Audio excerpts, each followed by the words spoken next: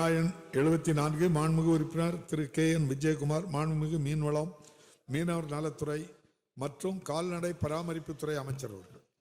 மாண்புமிகு பேரவைத் தலைவர் அவர்களே, திருப்பூர் வடக்கு தொகுதி காளிப்பாளையம் ஊராட்சியில் கால்நடை மருத்துவமனை அமைக்க சாத்தியக்கூறுகள் இல்லை. மாண்புமிகு உறுப்பினர் KN விஜயகுமார்.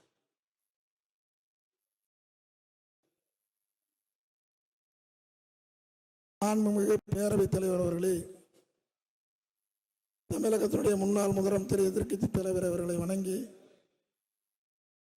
திருப்பூர் வடக்கு தொகுதியிலே காளிபாளையம் ஊராட்சி பகுதியிலே கால்நடை மருத்துவமனை அமைக்க வேண்டும் என்று கோரிக்கை வைத்தேன்.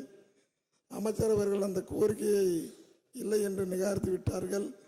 ஆகவே காளிபாளையம் ஊராட்சியிலே கால்நடைகள் அருகில் உள்ள கணக்கம்பாளையம், பொங்குபாளையம், பெருமளூர் ஊராட்சி பகுதியிலே கால்நடைகள் அதிகமாக உள்ளது. அந்த பெருமளூர் ஊராட்சியிலே கால்நடை மருந்தகம் உள்ளது.